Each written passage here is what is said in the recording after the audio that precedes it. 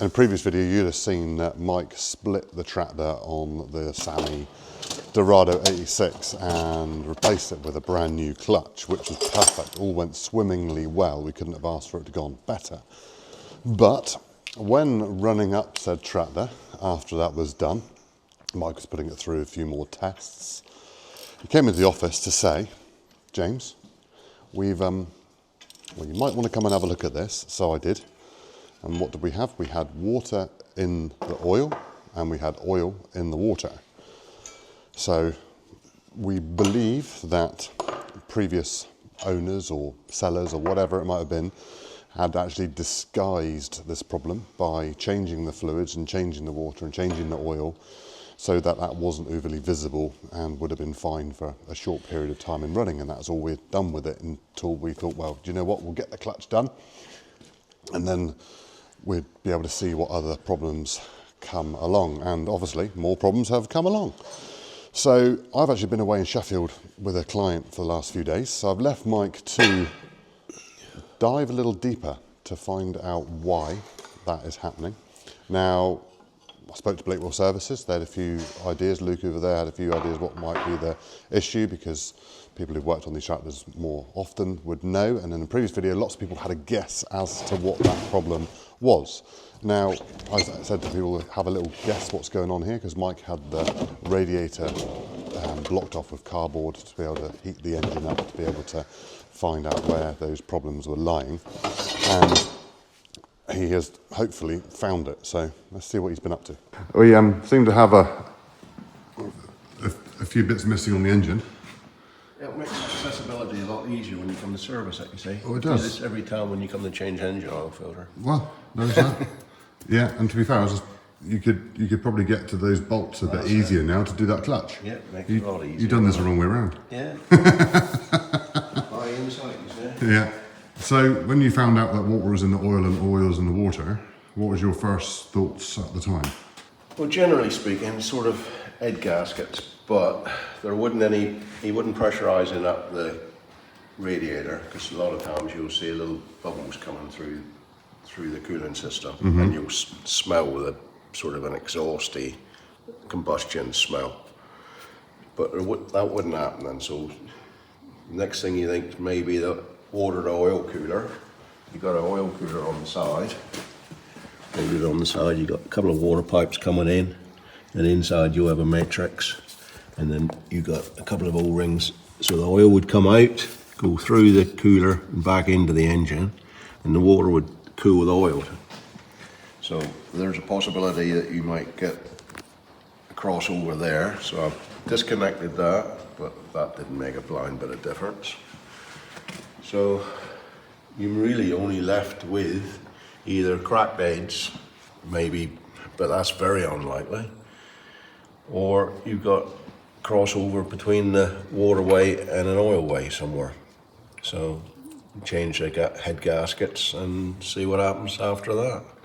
Now, liners could have been a possibility, couldn't it? But you said you'd rule that out for the main reason. The trouble is with the liner, and put it that way, you got wet liners here. Instead of boring the block, you've got wet liner, so that is a sleeve that you can take out. So you've got your piston going up and down, creating compression in the top of your cylinder. If you've got a hole in the liner, which isn't necessary, I have seen wormholes in them before, in liners before, you'll get pressurizing up the cooling system, and you'll get water, well, depending on where it's to, it will come into the cylinder and then it will drain down into the sump. But you won't get oil, because there's no oil there for it to transfer back. Oh, so you'd have water in the oil, but not oil in the That's water. it. So having oily radiator, as it was, Yeah. almost rules out that it's a liner. Well, I would imagine they must have had a pallet load of bars, coppery type radiator sealer, because I took tons of that stuff out. Oh, right. Once things got warmed up and going. Yeah, and that's what we think was helping disguise the... Well, yeah. It could run along the lines of they had a problem, keep putting oil and water contamination, so they parked it up probably, hence that's why the flywheel was seized up, or the clutch plate was seized to the pressure plate, and then at some point in time they decided to get rid of it, I suppose, put it in a sale. So hence us ended up with it. And there we are. So port of call at the moment then, that's the plan. Well, put new head gaskets and O-rings and all that on there. Does the head need skimming or? Well, the thing, they all multiple heads. They didn't one single cylinder head. Yeah, that's what I saw that just now. You've got individual head gaskets, which I've never seen before, rather than one big head gasket which goes over all of it. You've got individuals. Yeah, well, the advantage being that you can make one cylinder head over and over and over and over again, so you can make a single cylinder engine. You can make a 2-cylinder, you can make a 3-cylinder, 4-cylinder, keep multiplying up until you whatever. Yeah.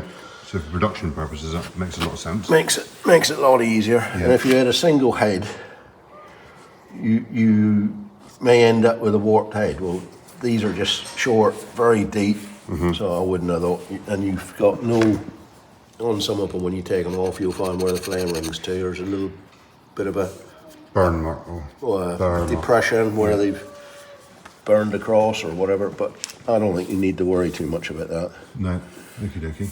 So what do we need to order? Obviously, 4 of them. New head gaskets, new rocker cover gasket. Yeah. And I assume the O-rings will come with the You gasket. say you've got O-rings within it. That's it, because They don't look overly special, do no,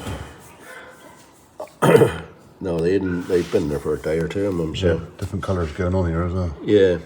Well, you've got different. Right. You've got different. I would say they've probably got different thickness head gaskets. The reason for that is, you see these 2 marks here. Right? Oh, yes. Some of them will have a little. Some head gaskets will have a little tab or a nick out, and that determines the thickness of the head gasket. Right. So, unless you can rebuild in the engine completely, put a new pistons, liners, and all the rest of it in it, just put it back the way it was. So you have the same thickness head gasket for each cylinder. Right, I'm with you. Yeah. And then over here, you've obviously got the rocker covers and push rods and everything going on here. And that all seems happy? Well, that's all. Yeah, generally speaking, like on where the rocker arms push up down on top of the valves, there isn't no wear, a little bit of shine, which you'd expect, but no wear there really. Oh, brilliant. So, like I say, stick head gaskets back on, pressurise it up, and see what happens. Yeah, so parts-wise, hopefully not too scary. No, well, you could go and buy skimming head gaskets, resurfacing valves, injectors, and all the rest of it. And somebody else would probably say, "Oh, you've left the injectors in." Well, yes, I have left them in because it saves me taking the damn things out. And as long as you don't drop them on a nice heavy steel bench, you're going to damage your injectors. No. Sensible about it. Yeah. Yeah. He knows what he's doing. I don't know about doing that. So I suppose the question is, what happens if it's not that, Mike? If it's not there, just the head gaskets? Well, it's got to go from there. So stick all of the top bit back together, fill it up with water, do the bare minimum. Don't put all your electrics and pipes and all the rest of it back on. Pressurise up your cooling system, and then if the water starts pouring out your sump, then you're going to have to start looking at it a bit further. So probably end up dropping the sump off and physically looking up underneath, and then seeing where it's coming from. Right. And if it's a crack block or something really unusual, then that's what I have to think about getting a replacement engine or something like that. Yeah. You know, one that's rolled over or whatever. But I isn't going to get to that stage because that'll work, won't it? There we are. Think positive. Positivity. That's what it's all about. And positive from a miserable sod. Oh, so there's your beautiful bit of oil there, Michael. It don't look too bad there, does it? No. But it's cream basically, because if you go Oh, look at that. as if by magic. Car. Yeah, everybody, here's the real Banksy look. This is Banksy. Everyone wondered what he looked like. There you go. Like the swirls on top of your V&E's, whatever it is. So my mind's been put at rest. I've been thinking that, and Mike said that the other day, I was like, oh God, this is going to be scary, you know. Well, there's no getting away from it. I'm bloody lucky to have him to work it all out and know all about it, and should we say, knows a few, not shortcuts, but knowing what you have to do and what you don't have to do. And that can only come from experience and a lifetime of, well, oily hands, shall we say. Now, we'll get those parts ordered and we will endeavour to reassemble and see how that goes. So this video will be hopefully following on in a minute when Mike's got all of that back together. So that's the plan. If not, then it'll be in another one. We'll soon find out very soon because we got to watch it. So heavenly, so come and dance with me, Michael. So sexy, I'm sexy, so come and dance with me, Michael. I'm all that you see, you wanna see, so come and dance with me, Michael. So slow, so slow, so come and dance with me, so come and dance with me, so come and dance with me,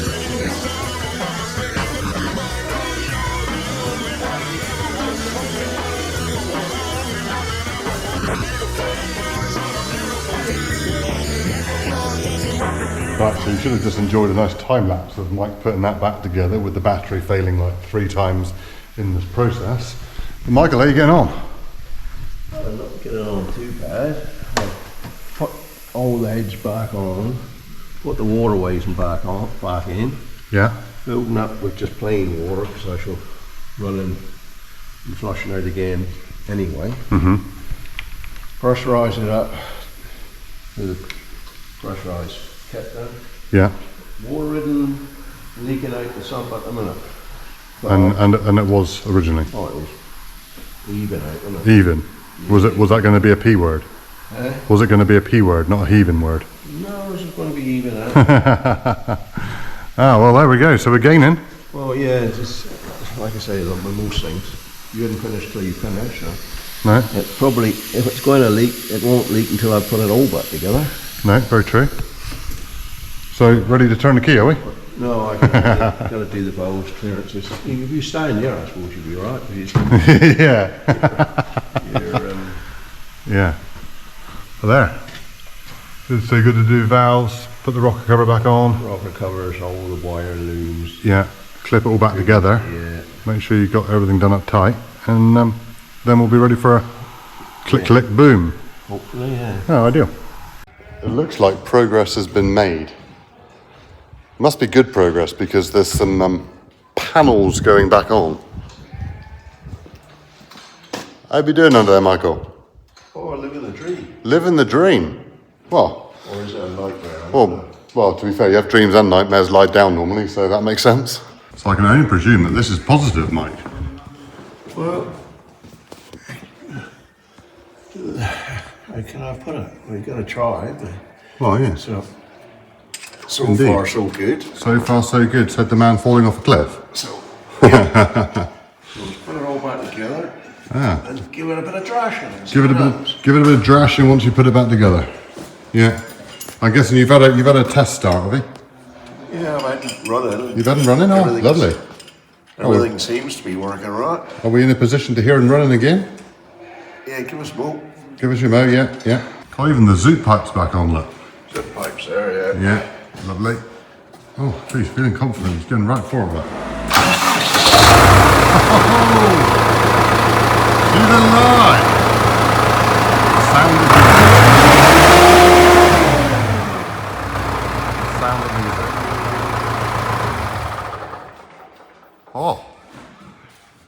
So he makes a bit of noise. Makes a bit of noise. I'm presuming you've done all the checks that you're done and happy with, and they've all passed with flying colours. Well, he was left for a fair little while with water in, no oil in the sump, the plug open. Yeah. And water wasn't leaking out. No, stayed the same level. Pressure checked it. Yeah. The lower sod will still get Well, yeah. still capable of kicking in. Until you put it into some work, you don't know, do you? No. Generally speaking, you'd stick them on a dyno for a little wee while and see what happens. Yeah. But as I say, got that kind of gear to play with. No. Just have to give it some work. There we are. Well, happy days, Michael. He said, hopefully happy days. It's not done until it's done, which is very true. Might be a sneaky peek back there to another video, which is in process of being filmed at the moment while we've been waiting for doing stuff on here.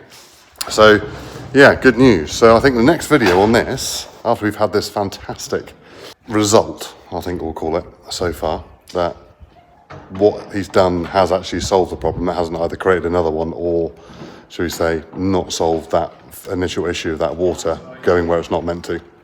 We are happy. So, the next video on this one will be us testing it properly. There'll be another video coming on that there very, very soon. So thank you very much for watching. Hope you enjoyed this one. Let us know what you think. And we will, yeah, see you soon. Cheerio. Bye.